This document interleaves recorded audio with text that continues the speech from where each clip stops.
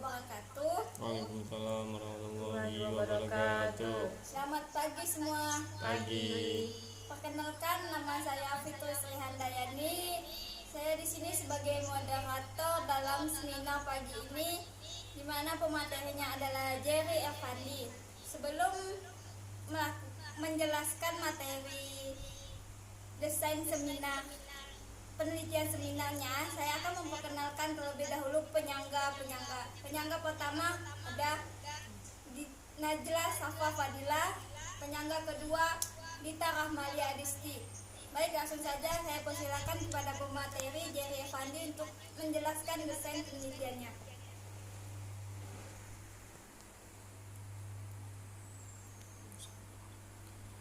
Assalamualaikum warahmatullahi wabarakatuh. Perkenalkan, nama saya Jerry Evandi. Baik, di sini saya akan menjelaskan hasil seminar penelitian bahasa dan pembelajarannya yang telah saya lakukan, yang berjudul yaitu Tindak Tutur Bahasa Melayu Daerah Desa Mawan, Kecamatan Pengkadan, Kabupaten Kapuas Hulu. Yang pertama yaitu hakikat bahasa. Pengertian bahasa. Bahasa adalah kemampuan yang dimiliki manusia untuk berkomunikasi dengan manusia lainnya menggunakan tanda, misalnya kata dan gerakan. Yang kedua, ciri-ciri bahasa. Menurut Chair 2014-33, sifat dan ciri itu antara lain adalah yang pertama, bahasa sebagai sistem, bahasa sebagai lambang, bahasa adalah bunyi, bahasa itu bermakna, bahasa itu arbitrer, bahasa itu konvensional, bahasa itu produktif, bahasa itu unik, bahasa itu universal, bahasa itu dinamis, bahasa itu bervariasi, dan bahasa itu manusiawi. Yang selanjutnya yaitu fungsi bahasa. Fungsi bahasa adalah sebagai alat komunikasi dan mengekspresikan diri untuk memberikan sebuah ide, gagasan, dan informasi kepada masyarakat di lingkungan hidup dan sekitarnya, maupun secara langsung atau tidak langsung. Selanjutnya yaitu pengertian pragmatik. Pragmatik merupakan cabang ilmu linguistik yang mempelajari konteks bahasa atau tuturan yang ada di masyarakat, akan tetapi memperhatikan faktor-faktor yang mewadahi pemakaian bahasa dalam kehidupan sehari-hari. Selanjutnya, tindak tutur. Pengertian tindak tutur. Tindak tutur merupakan suatu ujaran kalimat, tindakan-tindakan yang menyatakan sesuatu yang maksud oleh pembicara, diketahui oleh pendengar dalam aktivitas sosial, dalam bentuk tuturan, dan untuk berkomunikasi dalam menyampaikan ide, gagasan, dan informasi melalui konteks pembicaraan antara penutur dan lawan tutur. Yang kedua yaitu situasi tutur. Situasi tutur adalah situasi yang melahirkan tuturan di dalam komunikasi. Tidak ada tuturan tanpa situasi tutur. Pernyataan ini sejalan dengan pandangan bahwa tuturan merupakan akibat, sedangkan situasi tutur merupakan sebabnya. Menurut Lech Rohmadi 2014-27 mengemukakan bahwa ada 5 aspek tutur yang meliputi penutur dan lawan tutur, konteks tuturan, tujuan tuturan, tuturan sebagai bentuk tindakan atau aktivitas, tuturan sebagai produk tindak verbal. Yang ketiga yaitu jenis-jenis tindak tutur. Tindak tutur dibagi menjadi 3 jenis menurut Shirley Rohmadi 2010-32, bahwa secara pragmatik setidak-tidaknya ada 3 jenis tindakan yang dapat diwujudkan oleh seorang penutur, yakni tindak tutur lokusi, tindak tutur ilokusi, dan tindak tutur perilokusi.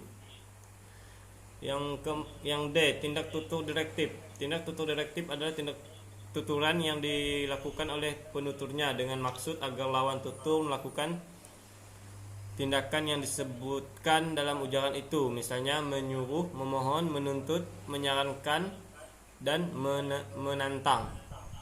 Oke, terima kasih. Sekian presentasi seminar dari saya. Mohon maaf bila banyak kesalahan. Saya kembalikan kepada moderator. Baiklah, itu tadi penjelasan desain seminar oleh Jerry Evandi. Selanjutnya kita silakan untuk penyangga pertama untuk menyampaikan sanggahannya berupa pertanyaan atau saran. Saya persilakan. Baiklah, Assalamualaikum warahmatullahi wabarakatuh. Waalaikumsalam. Terima kasih kepada moderator yang telah memberikan waktunya kepada saya. Saya ingin menyanggah dari desain penelitian dari saudara Jerry Erpandi, yaitu tadi kan ada dijelaskan atau mengatakan bahasa itu konvensional. Jadi apa yang dimaksud dengan bahasa konvensional? Berikan juga contohnya. Langsung jawab. Oke, baik, pertanyaannya, terima kasih atas pertanyaannya. Langsung saja saya jawab. Bahasa bersifat konvensional, artinya penggunaan lambang bunyi untuk suatu konsep tertentu berdasarkan kesepakatan antara masyarakat pemakai bahasa. Sebagai contoh, sebuah bangunan yang berfungsi sebagai tempat tinggal. Bangunan yang dimaksud yaitu rumah. Saya kembalikan kepada moderator. Baiklah, itu tadi jawaban dari J. Avandi. Apakah jawaban sesuai dengan pertanyaan yang Anda ajukan? Baik, iya sudah, terima kasih. Baiklah, sekarang kita lanjut ke penyanggah kedua, Dita Ahmalia Adisti. Saya persilakan. Baik, terima kasih kepada moderator. Di sini saya akan bertanya. Tadi Anda mengatakan bahwa tuturan sebagai produk tindak verbal. Itu gimana maksudnya ya? Tolong jelaskan. Baik, langsung saja saya jawab.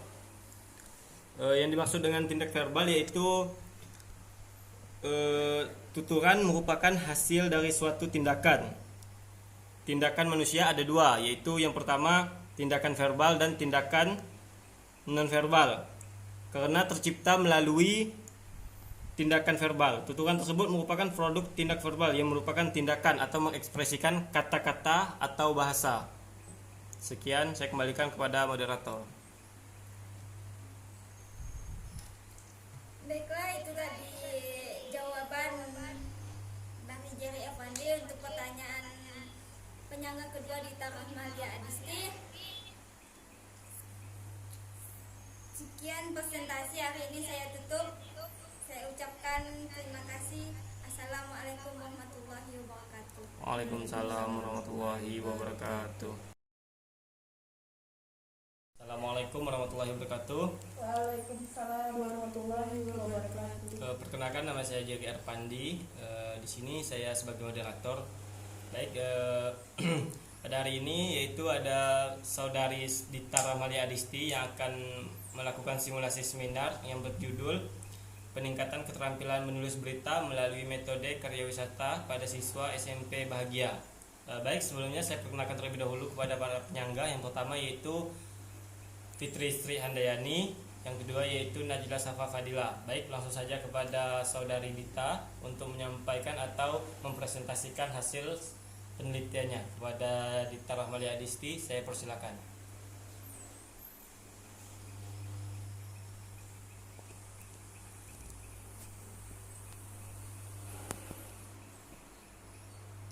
Baik, terima kasih kepada moderator. Di sini saya Dita Ahmalia Adisti akan memberikan simulasi seminar dengan judul Peningkatan Keterampilan Menulis Berita melalui Metode Karya Wisata pada Siswa SMP Bahagia. Terdapat latar belakang, yaitu menulis adalah suatu kegiatan yang menuangkan ide, gagasan, dan pikiran seseorang ke dalam sebuah tulisan yang kemudian dikembangkan berdasarkan ilmu dan pengetahuan penulisnya. Oleh karena itu, selain melalui latihan dan praktik yang panjang, ilmu pengetahuan dan luasnya wawasan pun harus dimiliki oleh seorang penulis yang baik. Seperti yang dikatakan Tarigan 2008 halaman 4, bahwa dalam kegiatan menulis ini, penulis haruslah terampil memanfaatkan grafologi, struktur bahasa, dan kosakata. Keterampilan menulis ini tidak akan datang secara otomatis, tetapi harus melalui latihan dan praktik yang banyak dan teratur. Menulis teks berita hampir sama dengan menulis teks laporan peristiwa. Hal-hal yang ditulis harus berupa fakta yang dapat dipertanggungjawabkan kebenarannya, dan harus memperhatikan pokok-pokok berita. Peristiwa apa yang terjadi, siapa yang terlibat, mengapa peristiwa itu terjadi, kapan dan di mana kejadian tersebut, dan bagaimana peristiwa tersebut terjadi. Pada kegiatan menulis teks berita, seorang penulis berita haruslah terampil memanfaatkan struktur bahasa dan kosakata.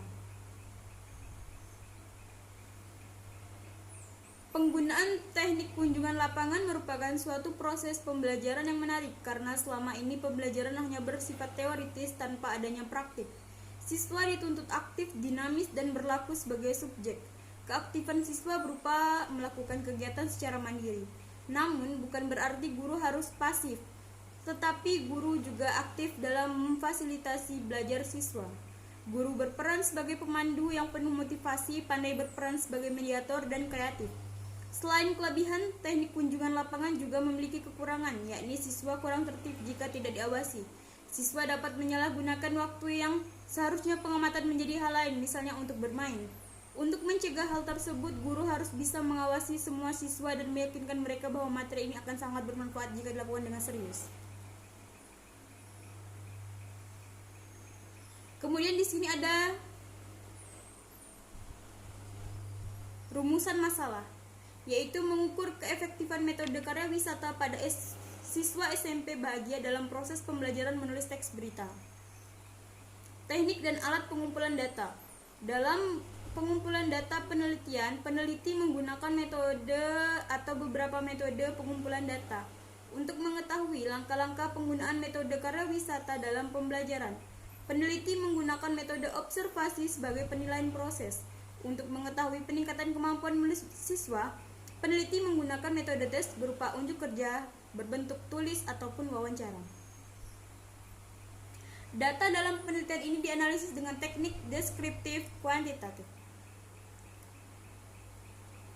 Instrumen atau alat pengumpul data beserta indikator. Analisis data hasil belajar dilakukan untuk kedua siklus, yaitu siklus 1 dan siklus 2, dengan tujuan mengukur hasil kemampuan menulis teks negosiasi dengan menggunakan metode karya wisata. Hasil tes pada siklus 1 dianalisis dilanjutkan dengan mencari kesulitan-kesulitan yang dialami siswa selama proses pembelajaran. Pada siklus 2 diharapkan siswa mendapatkan hasil yang baik. Saya kembalikan kepada moderator.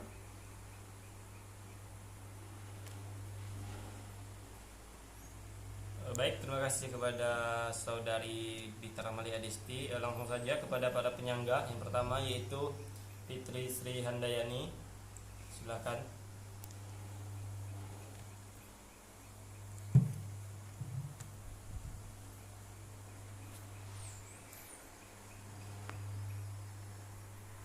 Baiklah, perkenalkan nama saya Fitri Sri Handayani sebagai penyangga pertama. Sini saya akan bertanya kepada penyaji tentang desain penelitiannya. Dimana pertanyaan saya, apa yang dimaksud dengan metode karya wisata? Jelaskan. Baik, terima kasih. Metode karya wisata merupakan kegiatan belajar mengajar yang dilaksanakan di luar kelas dalam rangka mempelajari objek tertentu, di mana anak didik dapat mengamati suatu objek secara langsung. Baik, terima kasih. Saya kembalikan kepada moderator.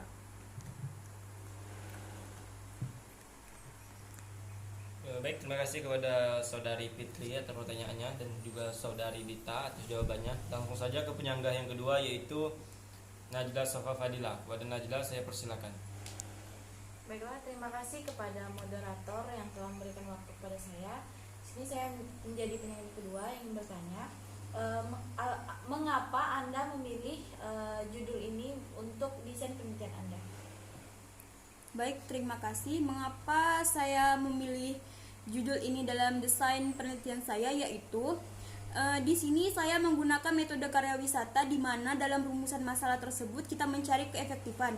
Nah, dalam hal ini menurut saya metode karya wisata itu sangat efektif jika digunakan karena hal tersebut dapat membuat para siswa lebih kreatif dan inovatif walaupun cara belajar para siswa tidak berada di dalam kelas.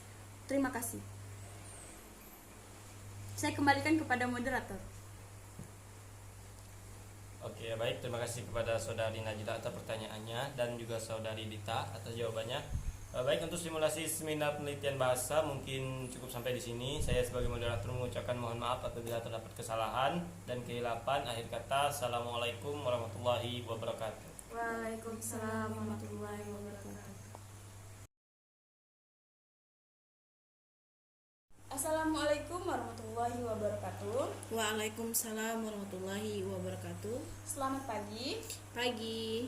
Perkenalkan, nama saya Dita Rahmalia Adisti. Saya sebagai moderator dalam seminar penelitian Najla Safa Fadila dengan judul Desain Penelitian Relasi Semantik dalam Bahasa Melayu Dialek Skadau.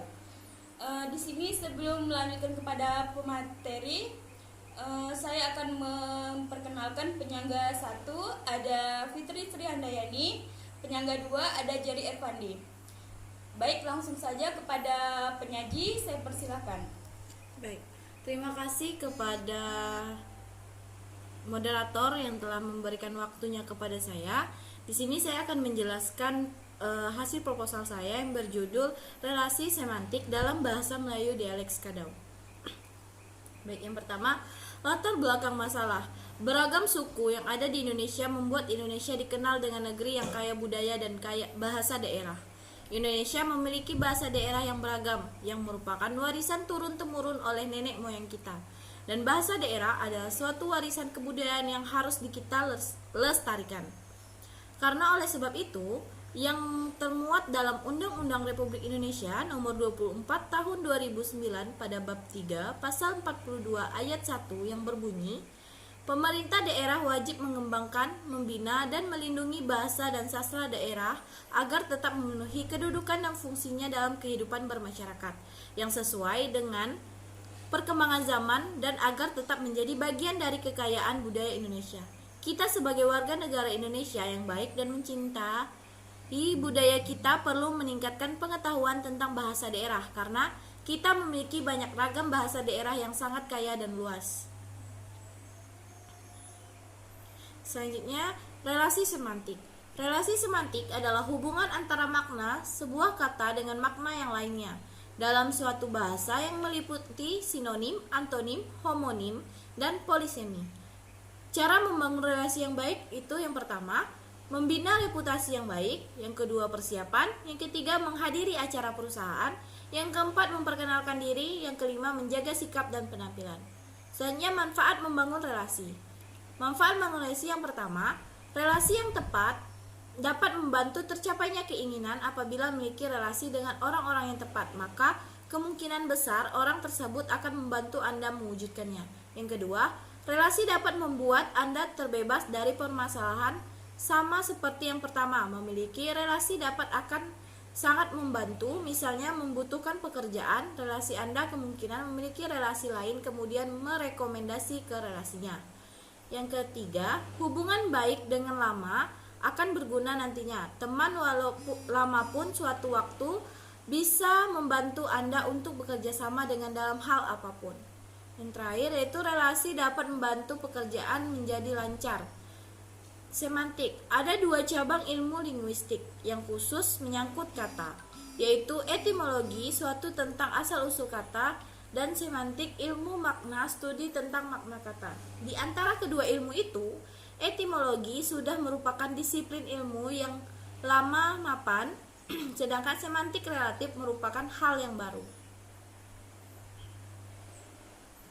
Selanjutnya tujuan. Adapun tujuan penelitian ini untuk mendeskripsikan relasi semantik kata dalam bahasa Melayu Skadau di Desa Sunyaringin, seperti mendeskripsikan dan menjelaskan relasi makna sinonim, antonim, hiponim, homonim, dan polisime dalam bahasa Melayu Skadau.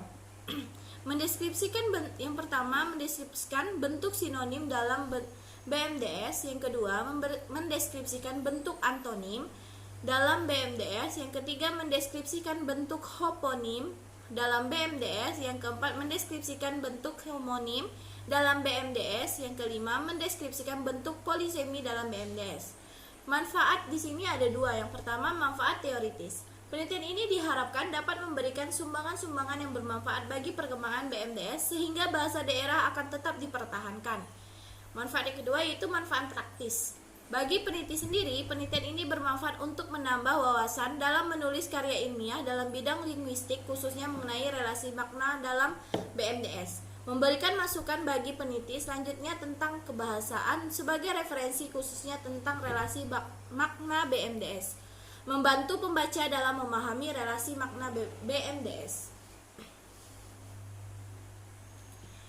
Metodologi dalam penelitian ini dibagi menjadi 5 tahapan. Yang pertama ada metode penelitian, bentuk penelitian, data dan sumber data, teknik dan alat pengumpulan data, dan langkah-langkah analisis data. Metode yang digunakan dalam penelitian ini adalah metode deskriptif. Bentuk penelitian ini adalah kualitatif. Penelitian kualitatif adalah penelitian yang bermaksud untuk memahami fenomena. Terus, data yang dalam penelitian ini adalah kata-kata yang mengandung relasi semantik dalam BMDS yang digunakan masyarakat Melayu di Desa Sungai Kecamatan Skadau Hilir, Kabupaten Skadau. Sumber data dalam penelitian ini adalah BMDS yang dituturkan oleh masyarakat Kabupaten Skadau. Beberapa penutur bahasa Melayu dialek Skadau tersebut dijadikan informan dalam penelitian dan dokumen-dokumen lainnya yang mengandung relasi semantik. Teknik pengumpulan data yang digunakan dalam penelitian ini adalah teknik wawancara, teknik pancing, dan teknik dokumenter. Pelaksanaan teknik wawancara dalam penelitian ini dilakukan dengan mengajukan pertanyaan-pertanyaan yang sesuai dengan daftar kalimat yang digunakan untuk menguji data, apakah kata-kata tersebut yang disebutkan oleh informan mengandung relasi semantik atau tidak. Teknik pancing dilakukan dengan maksud untuk mendapatkan data penelitian. Baik, mungkin itu saja yang dapat saya sampaikan. Saya kembalikan kepada moderator. Baik, terima kasih kepada penyaji. Langsung saja kita masuk kepada sesi tanya jawab, yaitu oleh penyaga 1 dan penyaga 2. Untuk yang pertama, kepada penyaga 1 Jerry Evandi, saya persilahkan.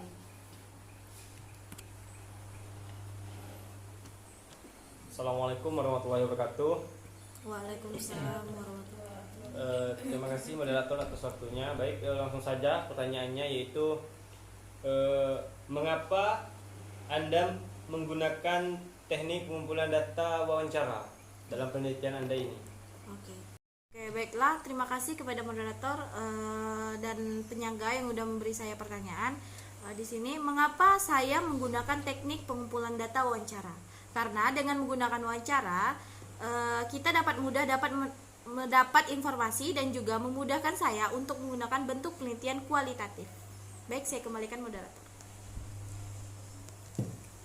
Baik, terima kasih kepada penyaji yang telah menjawab pertanyaan dari penyaga pertama.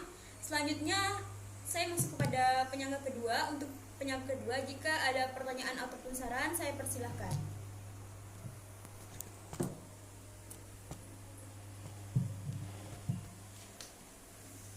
Baiklah, perkenalkan nama saya Fitri Sri Handayani sebagai penyangga kedua. Pertanyaan saya di sini adalah, apa keuntungan Anda menggunakan bentuk penelitian kualitatif pada desain penelitian Anda? Baiklah, di sini saya akan menjawab. Penelitian kualitatif hendaknya berhubungan dengan penjelasan atau deskripsi. Penelitian ini juga lebih banyak menggunakan penjelasan. Maka dari itu saya pikir bentuk penelitian kualitatif ini sangat cocok untuk penelitian saya. Saya kembalikan kepada moderator. Baik, terima kasih kepada penyaji yang telah menjawab pertanyaan dari penyangga kedua. Cukup sekian seminar penelitian oleh penyaji Najla Safa Fadila. Terima kasih kepada penyangga pertama Jerry Evandi dan penyangga 2 Fitri Sri Handayani. Saya tutup seminar penelitian pada pagi hari ini. Wassalamualaikum warahmatullahi wabarakatuh. Waalaikumsalam warahmatullahi wabarakatuh. Assalamualaikum warahmatullahi wabarakatuh. Waalaikumsalam warahmatullahi wabarakatuh. Selamat siang semuanya. Siang. Oke, perkenalkan nama saya Najla Safa Fadila. Saya di sini sebagai moderator untuk memandu simulasi seminarnya pada siang hari ini, yang dimana pengujinya yaitu Fitri Sri Handayani dengan membawa proposalnya yang berjudul Penggunaan Bahasa Indonesia dalam Kehidupan Sehari-hari Masyarakat Melayu.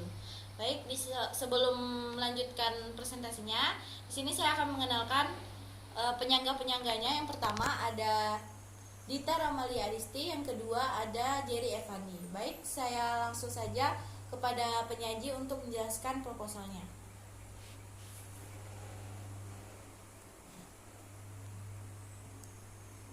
Baik, terima kasih pada moderator atas waktu dan kesempatannya untuk menjelaskan.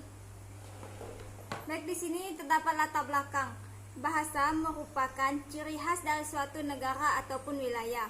Karena bahasa adalah unsur paling penting dalam berkomunikasi atau sebagai alat komunikasi yang paling utama. Melihat betapa pentingnya berbahasa, khususnya bahasa Indonesia sebagai alat pemersatu bangsa. Hal ini justru berbanding terbalik dengan kondisi nyata yang ada di lingkungan masyarakat.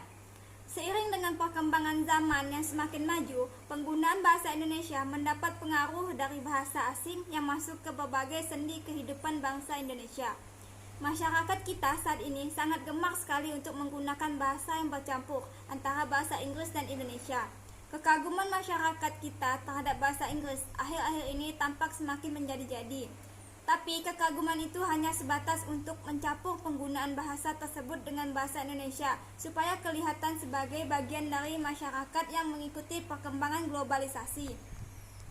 Selain bahasa asing, bahasa daerah pun membuat bahasa Indonesia semakin terjepit keadaannya. Dengan demikian, dalam makalah ini akan membahas tentang penggunaan bahasa Indonesia dalam kehidupan sehari-hari masyarakat wilayah Kalimantan Barat. Baiklah, di sini ada rumusan masalah. Berdasarkan latar belakang di atas, saya merumuskan masalah di antaranya. 1. Bagaimana pengertian dari campur kode dan ahli kode. 2. Bagaimana latar terjadinya campur kode. 3. Bagaimana faktor yang mempengaruhi ahli kode. 4. Bagaimana cara mengatasi adanya interferensi bahasa. Metode penelitian yang saya gunakan dalam desain penelitian ini adalah metode kualitatif. Sumber data yang saya dapatkan adalah dengan teknik pengamatan langsung atau observasi. Cara penggunaan teknik observasi ini adalah dengan cara mengamati komunikasi yang terjadi di lingkungan masyarakat. Di antaranya komunikasi antar remaja, komunikasi orang tua dengan anak, dan komunikasi antar anak. 2. Studi pustaka. Pada metode ini, peneliti membaca materi yang berhubungan dengan penggunaan bahasa Indonesia dan bahasa daerah di internet, dokumen. Selain melalui observasi dan studi pustaka, peneliti juga mendapatkan informasi yang diperoleh secara fakta yang tersimpan dalam bentuk rekaman komunikasi antar remaja dan antar dewasa. Lokasi penelitian dilaksanakan di wilayah Kalimantan Barat, khususnya di Kabupaten Mempawah, Kecamatan Sungai Pinyu. Sekian desain seminar yang dapat saya sampaikan. Saya kembalikan kepada moderator. Baiklah, terima kasih kepada penyaji yang sudah menyampaikan materinya. Langsung saja kita kepada penyanggah, yaitu yang pertama kepada Dita Rahmalia Adisti. Kepada Dita saya persilakan. Baik, terima kasih kepada moderator. Di sini saya akan bertanya kepada penyaji, apa yang dimaksud dari campur kode? Jelaskan. Terima kasih. Baiklah, terima kasih kepada penyangga pertama Dita Rahmalia Adisti atas pertanyaannya. Campur kode adalah penggunaan satuan bahasa dari satu bahasa ke bahasa lain untuk memperluas gaya bahasa atau ragam bahasa. Yang termaksud di dalamnya adalah pemakaian kata, klausa, idiom, sapaan, dan sebagainya. Baiklah, saya kembalikan kepada moderator. Oke, baiklah, terima kasih kepada penyaji yang sudah menjelaskan pertanyaan dari penyangga pertama. Selanjutnya kepada penyangga kedua, yaitu Jerry Effendi. Kepada Jerry saya persilakan. Warahmatullahi wabarakatuh. Waalaikumsalam warahmatullahi wabarakatuh. Baik, perkenalkan nama saya Jerry Effendi. Di sini saya sebagai penyanggah kedua. Langsung saja pertanyaannya, yaitu apa yang dimaksud dengan interferensi bahasa? Terima kasih. Baik, terima kasih kepada penyangga kedua Jerry Effendi. Saya akan menjawab pertanyaan dari Jerry Effendi, di mana pertanyaannya apa yang dimaksud dengan interferensi bahasa. Interferensi bahasa yaitu penyimpangan norma kebahasaan yang terjadi dalam ujaran dari suatu bahasa. Sekian, saya kembalikan kepada moderator. Terima kasih kepada penyaji yang sudah menjawab pertanyaan dari penyangga 2 yaitu Jari Femandi. Baiklah, berakhir sudah simulasi seminar kita pada hari ini. Semoga bermanfaat untuk kita semua. Saya akhiri. Wassalamualaikum warahmatullahi wabarakatuh. Waalaikumsalam warahmatullahi wabarakatuh.